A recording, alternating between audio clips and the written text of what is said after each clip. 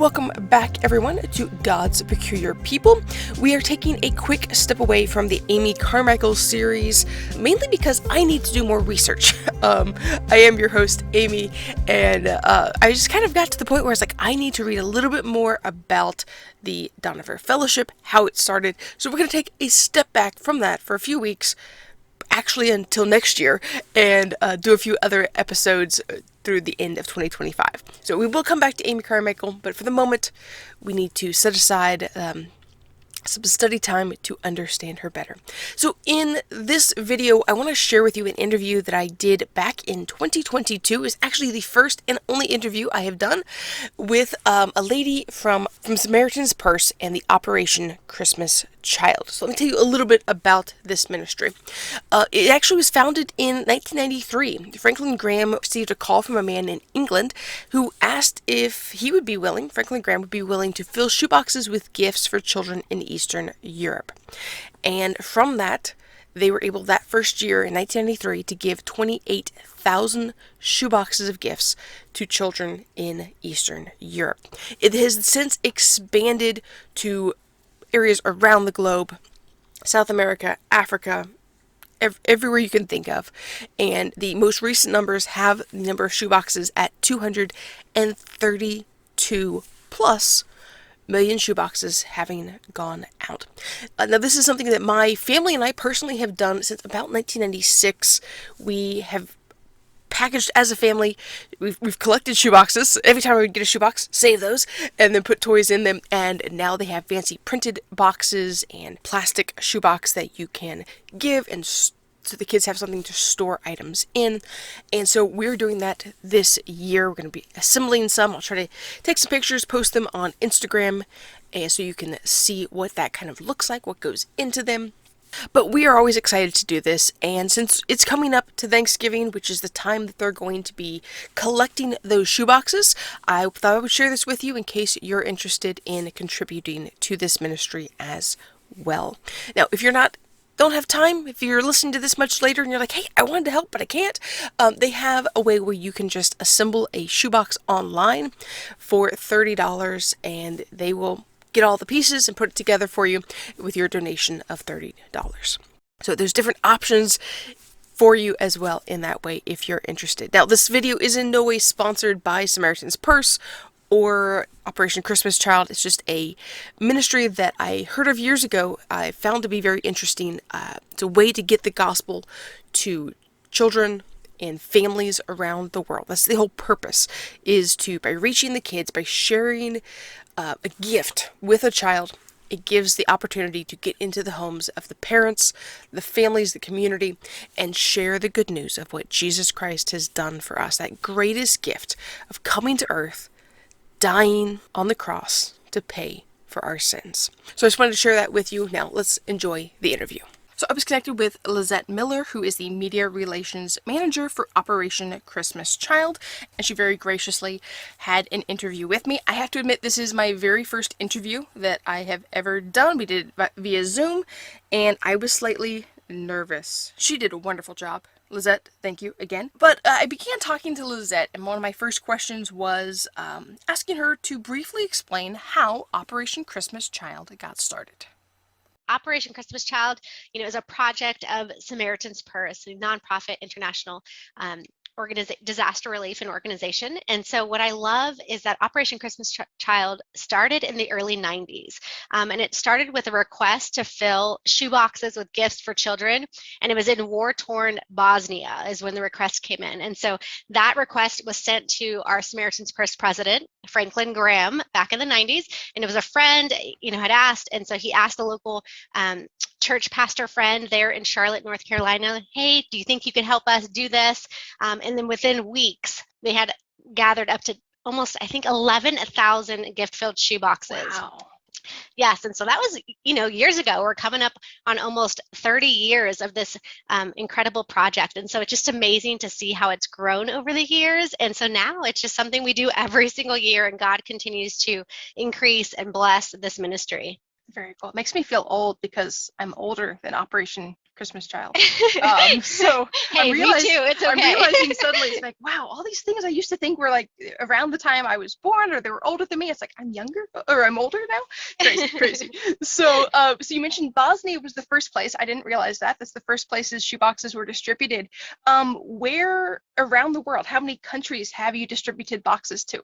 Yes, so every year it changes, but over those, since 1993 is essentially when we would say it started, those shoebox gifts have been distributed in over 170 countries and territories around the world. And so it's pretty remarkable to see that these shoebox gifts have gone truly to the ends of the earth with the gospel and gotten into places where the gospel is not even, able to be there, Right. but the Lord has opened up doors for opportunities. And so it's just amazing to see what he's done with these shoebox gifts. Exactly. It's so cool, just the creative ways that I know through medical missions and now through shoeboxes as well. There's those small things that have an impact that most people don't think about doing. It's very cool. So a very cool ministry. Absolutely. I have a quick off. I didn't give you this question Yeah. beforehand, but Sierra Leone. Have shoeboxes gone to Sierra Leone in West Africa? I don't know off the top of Okay. my head, but we have a list, an incredible list of what we call our receiving countries Okay. on our website. And so Ah. there's all of them, a majority of them are listed. And so I haven't looked for that one specifically, but honestly, all over the world. I wouldn't Nice. be surprised if it was on the list. Yeah, I have a special affinity. I spent a year in Sierra Leone, so I'll go double check and find that out, Yes. and then I'll add that at the end. Oh, Um, absolutely. so I know we think of it as Operation Christmas Child shoeboxes. Are the shoeboxes distributed like on Christmas Day or at Christmas time? That's a great question. So, our shoebox gifts are collected every year during that third week of November. And so, by the time we get those going, then they're processed during November and December. And so, just think about the 170 countries around the world that are getting these shoeboxes. Well, it takes a little bit of time to get them through customs and paperwork and getting them shipped on containers by ship or plane or however they get to their destination. So it actually takes a little bit longer than people think. So some shoeboxes are delivered at Christmas, but they're actually delivered all year long, just depending on when they get to those certain countries, because they can sit possibly in customs for a couple of months and then they're delivered maybe in February. But so it's Christmas all year long for us. We love that. Exactly. And it's nice it's staggered that we've got things because I know we see posts on social media throughout the year of shoeboxes being delivered. So it's fun to watch that on social media. Now, Exactly. now how can churches or individuals get involved with putting together a box for Operation Christmas Child? Yes, what I love, it's the perfect opportunity right now. We always say anybody can pack a shoebox. And so, whether it's with your friends, a family, or even your church group, grab any size shoebox and get it. And you can, select a boy or a girl that you want to pack it for. And then our age groups are from 2 to 14 and anything kind of in between. We have some different ranges. And then, you get to decide what toys and hygiene items and school supplies that you want to go in it. And we always encourage people to write a personal letter and pray over that box because that child is going to receive this special gift and they love, seeing even a picture from the person that packed it. So we definitely encourage that. But, churches and individuals can get involved because you can also volunteer. We have opportunities at all of our drop off locations. And so we have about 4,500 drop off locations during that third week of November all across the country that people can go and volunteer. And so they can look on our website, SamaritansPurse.org/OCC, and you can look on our website, find that location, and even contact them to say, hey, how can I volunteer with you guys here? They're always looking for help. And then plus, there's an opportunity at 8 of our processing centers across the country. So once those shoe boxes are collected during that third week of November, they're sent to a local processing center. And during the month of November and December, we have to go through every single one of those shoe boxes to make sure there's not items inside that are going to delay the process at customs or even, something that could harm the child potentially. And so there's things that are taken out like food and liquid Right. and those kind of items, but we want to make sure that they get there safely to its destination. So we're always looking for volunteers at those 8 processing centers across the country. And so just incredible opportunities. And then even looking ahead at maybe next year or in the future, we're always looking at churches to become official drop-off locations because we can't collect shoe boxes if we don't have churches Right. to open up their doors to get those from the community. So that's always a huge need every year. Exactly. I know there was, since about 1996 or 1997, my family and I have participated in putting together shoeboxes, but there were a couple years where there wasn't in our community a good location. We would have to drive, I think, over an hour away to or more to get to a drop-off location. But now within our area, there's like 3 or 4 spots. So it's nice seeing more churches being willing to be open to being those receiving areas to then move the boxes on to the next step. So it Yes, is we important. absolutely, we love that. We want it to be convenient for our shoebox packers to be able to, like you said, drop off a shoebox. If they have to drive several hours, it's almost like, man, do I have the time? Can I go out there and do that, whether that's during the week or on the weekend? Right. But, we definitely want it to be convenient for everybody, and we don't want that to be a deterrence from someone packing a shoebox because it's too far to drop it off. Right. And I know there is a way for people who maybe don't want to pack a shoebox themselves. There is a way to participate still. Could you tell us a little bit about that? Absolutely. So we have what we call Build a Shoebox Online. It's an incredible opportunity, convenient, I would say, Yes. online, kind of like online shopping. You can go on a simple click or two. You can allow us to either pack it for you, or you can pick every single item from a selection there for a boy or girl, and then you're picking, say, a soccer ball or a jump rope and the school supplies. All of those items are put into that box, and we get to build it for you. But for a price of $25, that covers everything, including the shipping and materials and everything to get that shoebox to its destination. And there's even an opportunity for you to write a letter and attach a photo online as well. So it's super special. Even if it's not convenient for you to go out and shop for all the items, there's still a way that you can participate. Exactly. I know the church that I attend in the past, they tried to put together shoe boxes, but just so many things happening in November, it's just hard. And so they've chosen, I think this year the goal is to put together 50 shoe boxes or to gather enough money to pay for 50 shoe boxes. So That's they're very incredible. excited about that. So, and I think they're only $210 away from that Oh, goal. wow. So, That's awesome. yeah, so it's been good. We've only taken up an offering. I think it was the 1st of October. September, October, and then there'll be one more the second week of November, I think. So yeah, it's very exciting that it's a very small church, Oh, and my so putting goodness. that together is very exciting. So very, very excited about that. Uh, Yes, I love that. You can also, you mentioned, they have a goal. There's also a way that you can set up a goal page. So say for a oh, group, your family, or even friends, you can say, hey, my church is putting together a goal page. We want to do 50 boxes, and you can send out that specific link to whoever you want, and they can help you reach that goal. very cool. I didn't know about that. I'll have to add a link to that as well. Now, you had mentioned already a little bit about some items to put in boxes. So what are some of like the best things to include in boxes? And what are some things that you should definitely avoid putting into the shoe boxes? Yes, I love this question. And I think we want you to create a unique box because every child is different and we want that box to be special for them. But we always ask that you include toys because kids love toys. Some hygiene items, there's ways you can include maybe, a washcloth, maybe even a toothbrush in there. School supplies for a boy or girl, those are always super needed. And then, we call it a wow item. We want them Yeah. to be excited when they open up this shoebox. So whether that's a soccer ball and pump or a stuffed animal or a doll for a little girl, we definitely want you to put that in there. So those are some great suggestions. We also have some items maybe to avoid, like you mentioned, because we don't want them to delay getting through customs, Right. because when they go on a container through customs, they're with 7,500 boxes, and so if your one box put an item maybe that could get stopped and flagged, it could delay a lot of shoe boxes getting to their destination. And so some items right off the bat are any liquid items or food items. Those especially, if any of those liquid items were to leak, that could Right. affect so many shoe boxes around it. And then food, because it's going into so many different countries, you really can't send food across, borders there. And so we definitely want you to avoid that.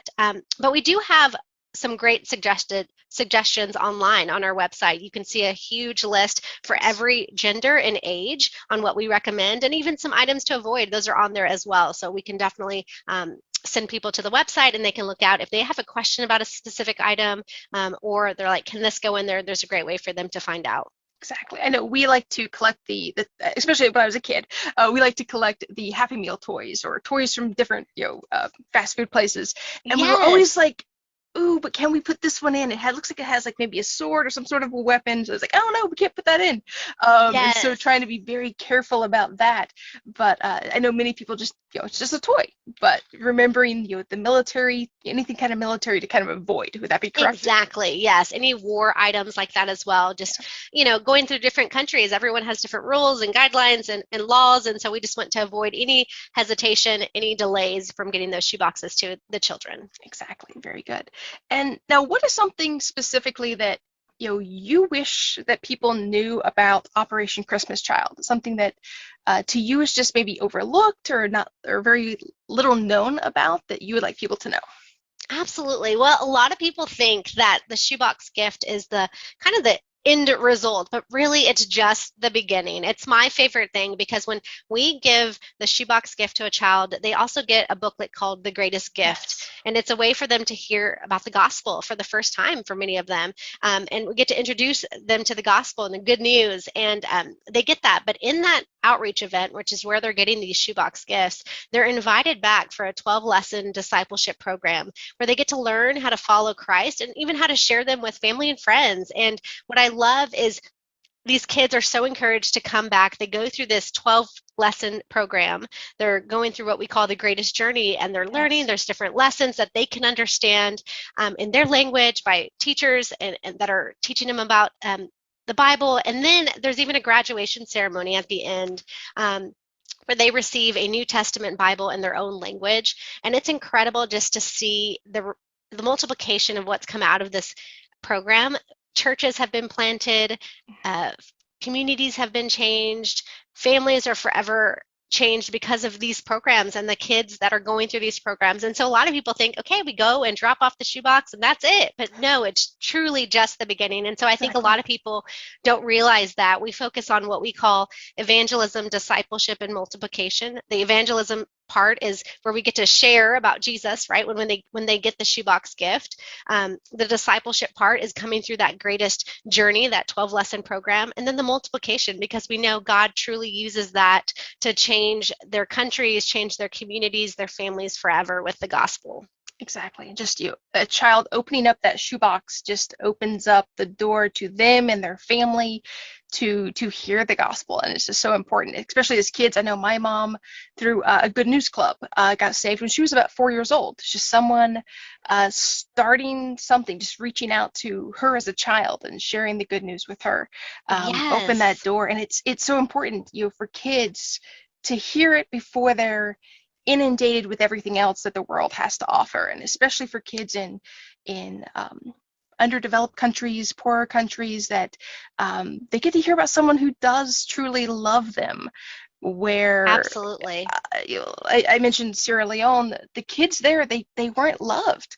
They were just, we have this obligation now, but there wasn't true love being shown to them, and so for them to hear about someone who loves them makes a huge impact. So it's awesome that this, something so small, something so simple, can make such a big impact and open the door in so many ways. So it's a very cool ministry. Yes, absolutely. And that's what I love. And you mentioned what would people want to know? And I feel like everyone can get involved in different Yes. capacities, whether that's I'm going to pack a shoebox this season, or I'm going to volunteer maybe at the processing center, or just telling somebody about it. You Exactly. think of, you mentioned drop off locations earlier. There's so many churches and groups that have never heard about Operation Christmas I Child. know. Yes. And so I love it because it's an opportunity to be a missionary from never having to leave your hometown. You can literally Exactly. get the gospel to children around the world from just packing a shoebox. And so it's so special. And I think if people are just looking for ways to get connected and do kingdom work, this is a great opportunity for that.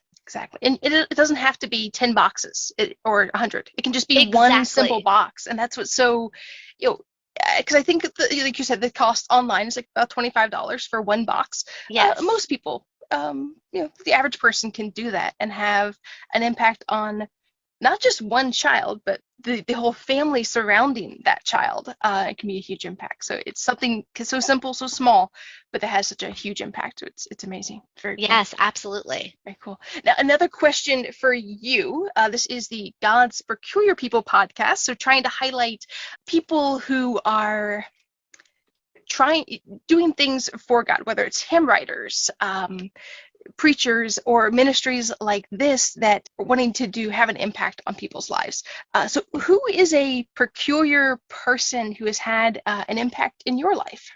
And I was thinking about this and I'm thinking like so many people, I feel like every circumstance or every person in your life, Yeah. makes an impact, right? Whether that's a preacher, a friend in Sunday school, whatever the case may be. But honestly, I keep going back to, um, my mom. My mom was and is one of the strongest women of God I know. And when I look back of like the impact of my life and encouraging me to do kingdom work and be in ministry, it's come from her prayers for us. And I think, I go back to, um, Paul in the Bible saying, pray without ceasing. And that's what it's about, right? To never Yes. stop praying and the power of our prayers. And that activates our faith and that. And I just think of, trials and stuff through my life. And it never would have been what it was, or I never would have gotten to where I am today if it wasn't for my mom's prayers for me and our Exactly. family. And so I think it's so important when we look at the impact that we can have for other people, simply praying. And it sounds so simple,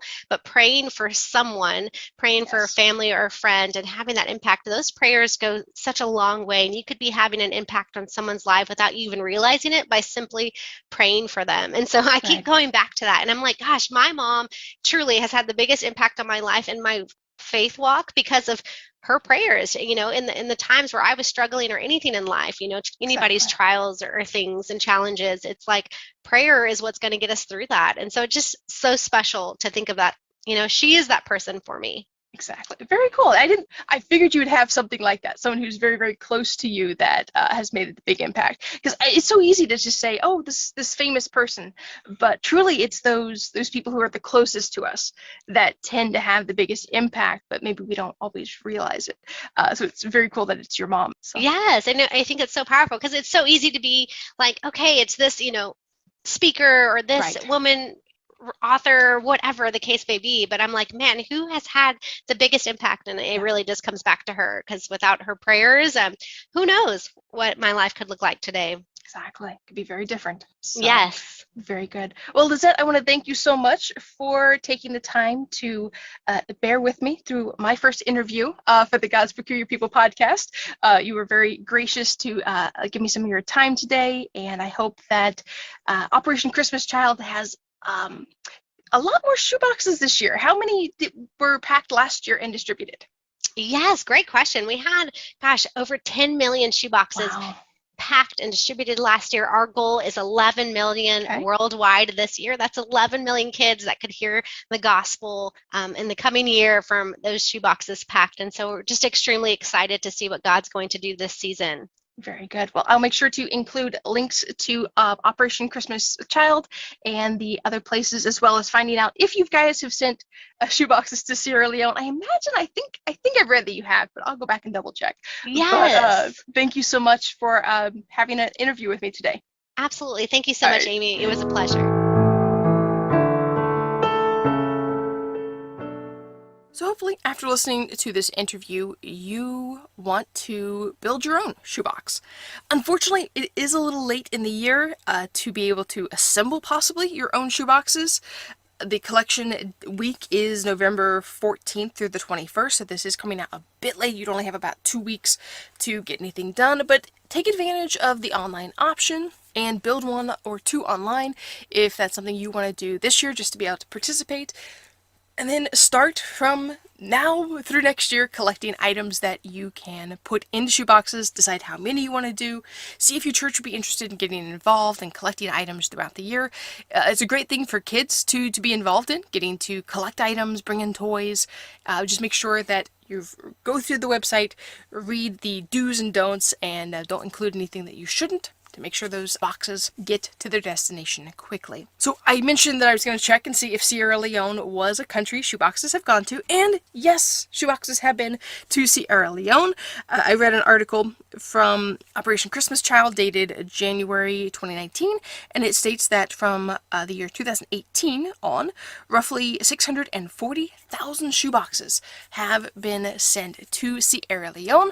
So I'm very, very glad to hear that. That's something cool about shoeboxes now that when we started back in, the 90s wasn't possible, is that you didn't get to know where the shoeboxes went. There's a vague idea possibly of where they went, but with the tracking systems now, we get to know exactly what country our shoeboxes go to, and that is very exciting. I find that very exciting. Last year, I believe our shoeboxes went to Togo, which is cool because I've been to Togo, and before that, they've been to the Congo. I think some of ours may have been to Trinidad. I don't recall, but it's fun just to be able to know what country they're in, and so you can pray for the kids in that country as they receive the boxes. Maybe picture in your mind some of those kids getting the boxes. It's very exciting. So that is it for this podcast. If you want to know more about Operation Christmas Child, the links to some information will be in the description below, or you can go to SamaritansPurse.org and look for the link to Operation Christmas Child, but I will have a link directly to it in the description as well. I want to thank Lizette Miller again for being a willing interviewee. Thank you so much. Appreciate your time. So hopefully many boxes will be sent out this year, and many young hearts will be affected with the good news that Jesus Christ died to pay for their sins so they can have an eternal home with him